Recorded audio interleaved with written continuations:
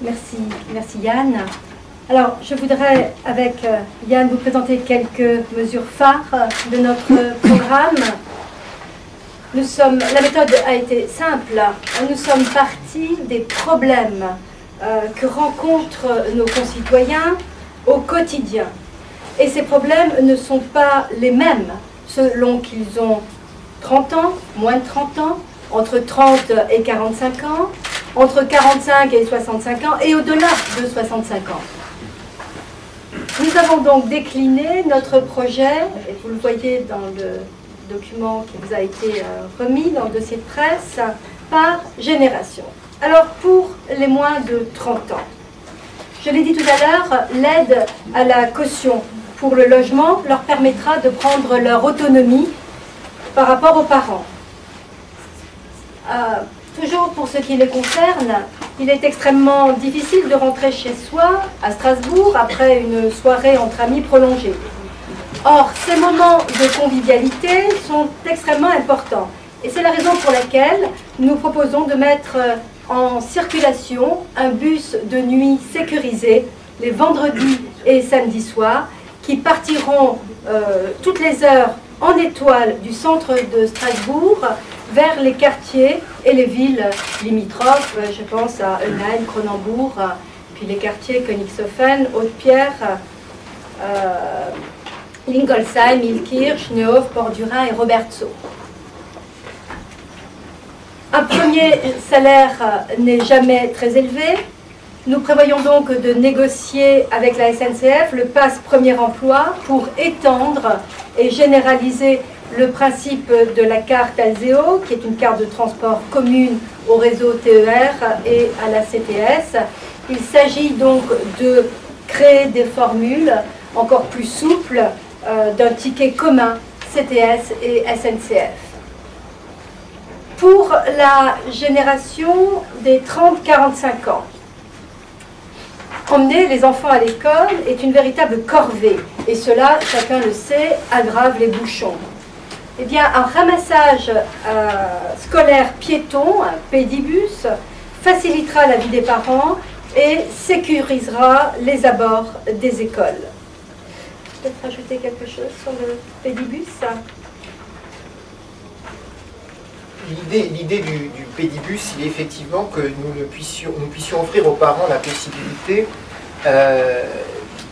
d'arrêter d'être obligés, parce que finalement, pour certains, c'est une obligation, il faut quand même le reconnaître, d'emmener leurs enfants à l'école en voiture.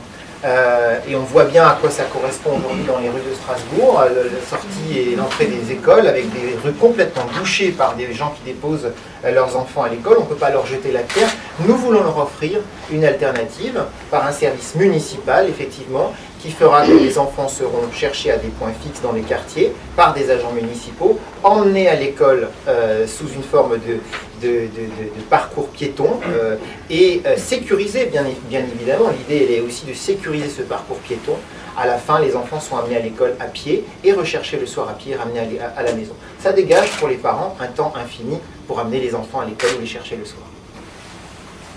Alors, un autre problème, celui des crèches. Le manque de crèches est un mal lancinant.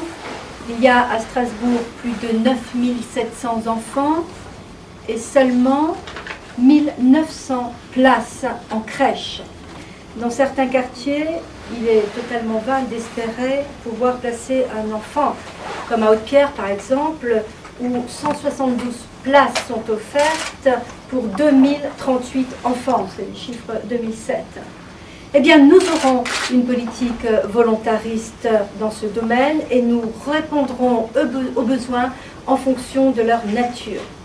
Nous passerons des partenariats avec les entreprises pour créer des crèches d'entreprise auxquelles nous apporterons notre soutien logistique. La garde des enfants à domicile sera également développée et soutenue. Toujours pour cette tranche d'âge, créer ou reprendre une entreprise est un véritable parcours du combattant. Nous aiderons à la reprise de fonds de commerce et nous densifierons le réseau des petits commerces de proximité. Ce secteur économique est extrêmement créateur d'emplois non délocalisables. Et donc nous redonnerons son dynamisme au quartier et des aides au maintien des commerces de proximité seront mises en place. Nous prévoyons également d'allouer des microcrédits accompagnés de coaching entrepreneurial, parce qu'il ne suffit pas de donner de l'argent.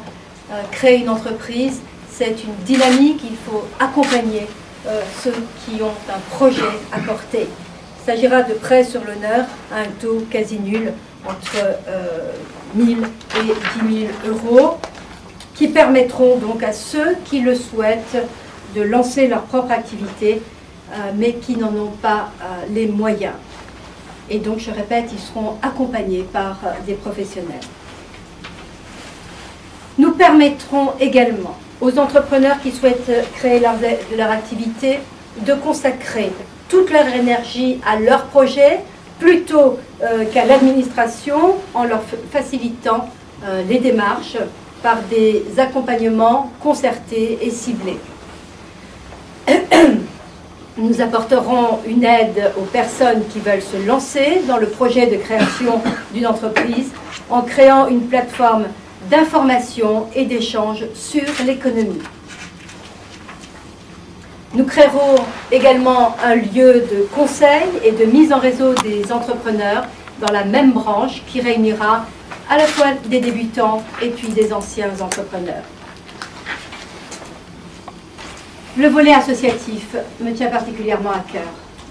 Les associations sont soumises à l'arbitraire politique aujourd'hui à Strasbourg. Je crois que c'est un secret de polichinelle et cela n'est pas acceptable. Certaines missions d'intérêt général sont assumées par les tissus associatifs et il convient que les associations qui sont porteuses de ces projets d'intérêt général soient pérennisées, sécurisées dans leur fonctionnement. Nous élaborerons donc une charte qu'on a appelée la charte sérénité, au terme de laquelle la ville s'engagera à financer le fonctionnement pendant toute la durée de la mandature. En contrepartie, les associations accepteront de se soumettre à une évaluation contradictoire devant une commission composée d'élus de la majorité et de l'opposition.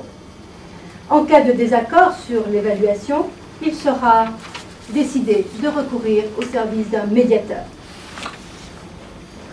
Pour la génération des 45-65 ans,